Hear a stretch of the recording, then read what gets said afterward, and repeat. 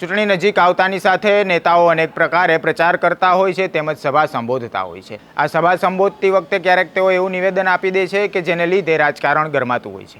આવું જ એક નિવેદન ગઈકાલે વેરાવળથી જગમાલ વાળાએ આપ્યું હતું, જે ખૂબ જ સોશિયલ મીડિયામાં વાયરલ થયું હતું।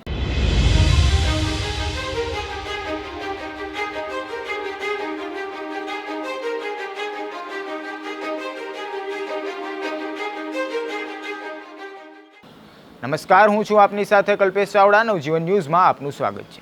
ગઈકાલે કોંગ્રેસના ઉમેદવાર હીરા જોટવાના સમર્થનમાં આપ નેતા જગમાલ વાળાએ વેરાવળ ખાતે સભા સંબોધી હતી અને જેમાં તેમણે નિવેદન આપ્યું હતું, જે નિવેદન સોશિયલ મીડિયામાં ખૂબ જ વાયરલ થયું હતું। આ નિવેદનમાં તેઓએ શું કહ્યું હતું, આવો સાંભળીએ। 70 ધારાસભ્યો તો કોંગ્રેસના એમાં ઘૂસી ગયા, 70, અને આખા સૌરાષ્ટ્રમાં અત્યારે આખા સૌરાષ્ટ્રમાં એક કોંગ્રેસ પાસે રહ્યો અને અહીંયા અમારા મુસ્લિમ સમાજે ઠોકા મત 40,000 ને બનાવી દીધો અહીંનો। અને ગઈ વખતે તાલાળા વિસ્તારનો ધારાસભ્ય લોકસભા સમયે એને સસ્પેન્ડ કર્યો હતો, એને ભાજપે સસ્પેન્ડ કર્યો હતો અને સસ્પેન્ડ કર્યા પછી એને 3.5 વર્ષ બાકી હતા એટલે અધ્યક્ષે સસ્પેન્ડ કર્યા। એ સુપ્રીમ કોર્ટમાં ગયા અને લોકસભા વખતે ચૂંટણી ભેગી આપવી હતી તાલાળાની, એટલે ચૂંટણી ભેગી જાહેર ન થઈ એટલા માટે શું થયું ખબર?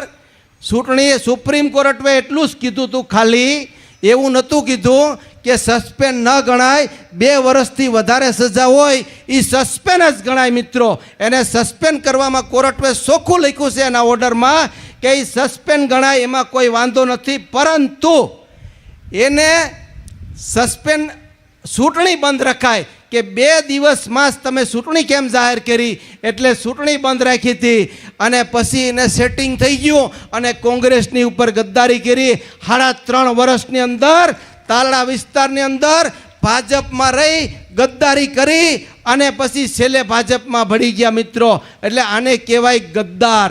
આવા બધા અહીંયા કચરો ભેગો થયો છે। તો આ હતા જગમાલ વાળા કે જેઓ નિવેદન આપતા કહે છે કે તાલાળાના એક ધારાસભ્ય હતા કે જેઓને સસ્પેન્ડ કરવામાં આવ્યા હતા અને જેઓ ગદ્દાર હતા। આ નિવેદનની સામે જવાબ આપતા અને નિવેદનનો ખુલાસો કરતા ભગવાન બારડ શું કહી રહ્યા છે, આવો સાંભળીએ। કાલે સટ્ટા બજારમાં જૂનાગઢ લોકસભાના ઉમેદવાર કોંગ્રેસ પાર્ટીના હીરાભાઈ જોટવાના સમર્થનમાં ગઈકાલે જાહેર સભા હતી અને જાહેર સભાની અંદર આમ આદમી પાર્ટીના આગેવાન એવા જગમાલભાઈ વાળાએ માઇક ઉપરથી અમુક વાતો કરી છે ને ચર્ચાઓ કરી છે। એમાં મારા નામજોગ પણ તાલાળાના ધારાસભ્ય ભગવાનભાઈ બારડ અને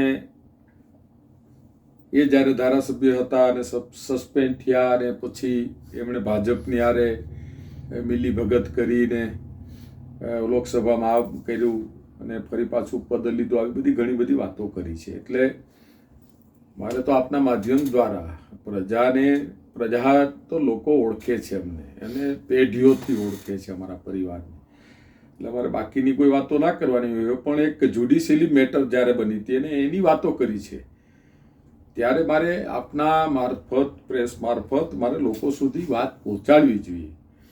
કદાચ જગમાલભાઈ વાળાને જ્યુડિશિયલી મેટર અથવા તો કાયદાકીય બાબતનું જ્ઞાન નહીં હોય એટલે ગમે તેવી વાતો કરીએ છીએ। હું જ્યારે મને સસ્પેન્ડ કરવામાં આવ્યો, મને જ્યારે 2 વર્ષ ઉપરની સજા થઈ, કાયદામાં જોગવાઈ છે કે કોઈ પણ ધારાસભ્ય, કોઈ સાંસદ જ્યારે ચાલવું હોય અને એમને 2 વર્ષ ઉપરની સજા થાય તો ઓટોમેટિક એમનું પદ રદ થતું હોય છે અને 30 દિવસની મુદતનો ગાળો હોય છે એમને જ્યારે ઉપલી અદાલતમાં જવા માટેનો। મને સુત્રાપાડાની કોર્ટે જ્યારે સજા ડિક્લેર કરી ત્યારે 30 દિવસ ઉપલી સત્તાની કોર્ટમાં જવા માટે, ત્યાં સુધી મને કોઈ પેલી સજા નહીં, સજા ઉપર સ્ટે, અને હું પછી સેશન કોર્ટમાં ગયો। સેશન કોર્ટે મને એ વખતમાં કન્વિશન સ્ટે આપ્યો। એ કન્વિશન સ્ટે મને આપ્યા પછી એ કન્વિશન સ્ટે ફરી પાછી તારીખ આવી એટલે સેશન કોર્ટે એ વિડ્રો કર્યો। વિડ્રો કર્યા પછી મારી પાસે હું હાઈકોર્ટની અંદર ગયો અને હાઈકોર્ટમાં મારી મેટર ચાલુ હતી, ત્યાં ચૂંટણી ડિક્લેર કરવામાં આવી, લોકસભાની ચૂંટણીની સાથે ડિક્લેર કરવામાં. એટલે હું સુપ્રીમ કોર્ટ ગયો અને સુપ્રીમ કોર્ટમાં મારી એપ્લિકેશન દાખલ થઈ. એટલે સુપ્રીમ કોર્ટે તાત્કાલિક ઓન ધ સ્પોટ બીજા દિવસે જજમેન્ટ આપ્યું અને જજમેન્ટ આપ્યું કે કન્વિશન સ્ટે જ્યારે ચાલુ હોય અને કન્વિશન સ્ટેની હજુ ડિસ્ટ્રિક્ટ કોર્ટમાં મેટર ચાલુ હોય ત્યાં સુધી ઇલેક્શન ડિક્લેર કરી શકાય નહીં. એટલે સુપ્રીમ કોર્ટે ઇલેક્શન ઉપર સ્ટે આપી દીધો. ઇલેક્શન ઉપર જ્યારે સ્ટે આપ્યા પછી ઇલેક્શન બંધ રહ્યું. એ સમયગાળામાં હાઈકોર્ટની અંદર જ્યારે મેં મારી મેટર દાખલ કરી હતી તો હાઈકોર્ટની અંદરથી પછી મને પાછો કન્વિશન સ્ટે મળ્યો હાઈકોર્ટે કે ભાઈ આમની સજાથી મોકૂફ કરવામાં આવે છે ભગાભાઈ બારડ. એટલે કાયદામાં જોગવાઈ છે કે મારી સજા ઉપર, કોઈ પણ સજા ઉપર હાઈકોર્ટ કે ડિસ્ટ્રિક્ટ કોર્ટ જ્યારે કન્વિશન સ્ટે આપી દે, એને સ્થગિત કરી દે, એટલે ઓટોમેટિક મારું કોઈ પણ પદ જે રદ થયું છે ઓટોમેટિક ચાલુ થઈ જાય છે. કાયદામાં જોગવાઈ જ છે. અને હાઈકોર્ટે જ્યારે કન્વિશન સ્ટે આપ્યો પછી એ મેટર છે એ ત્યાં વિધાનસભાના સ્પીકર પાસે, એટલે સ્પીકર એટલે એમની પાસેના જે સેક્રેટરી હોય ત્યાં જતી હોય છે. ત્યાં મેં કાગળ લખીને નકલ સાથે રવાના કરી કે ભાઈ મને હાઈકોર્ટે કન્વિશન સ્ટે આપી દીધો છે, મારું પદ છે એ ઓટોમેટિક જે રદ કર્યું છે ઓટોમેટિક મારું પદ ચાલુ ગણાય છે. એટલે હું તમને આજથી આ કોપી સબમિટ કરું છું. અને એમના આધારે મને તારીખ 6 નવેમ્બર 2019ના રોજ વિધાન પક્ષના જે સેક્રેટરી હોય છે મારા ડીએમ પટેલ સાહેબ, એમની સહીથી મને મારું પદ પાછું ફરી હાઈકોર્ટ અને સુપ્રીમ કોર્ટના આદેશથી આપવામાં આવે છે એવો મને લેટર લખીને એસેમ્બલી સેક્રેટરીએ મને ત્યાં આપ્યો છે.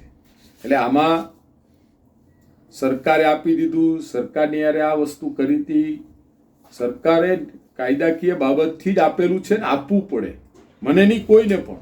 અને એવા સુપ્રીમ કોર્ટ હાઈકોર્ટના પણ અસંખ્ય જજમેન્ટો પણ છે.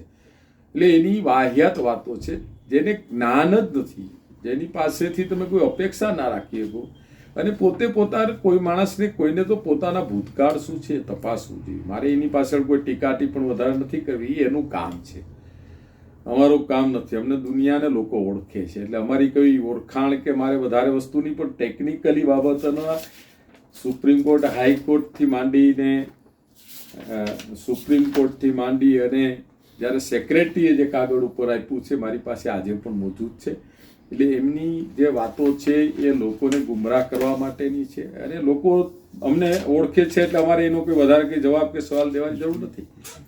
તો આ હતા ભગવાન બારડ કે જેઓ કહી રહ્યા છે કે જગમાલવાળાને કદાચ કાયદાકીય સમજણ નહીં હોય માટે તેઓ આવું બફાટ કરી રહ્યા હતા. જ્યારે મતદાનના ગણતરીના કલાકો બાકી રહ્યા છે ત્યારે આવી જ રીતે નિવેદનો આપી રાજકારણ નેતાઓ ગરમાવી રહ્યા છે. ત્યારે આગળ શું થાય છે તે જોવું રહ્યું. જો આ પ્રકારના સમાચાર તમને પસંદ આવતા હોય તો નવજીવન ન્યૂઝની ચેનલને લાઇક, શેર અને સબસ્ક્રાઇબ કરવાનું ભૂલશા નહીં. નમસ્કાર.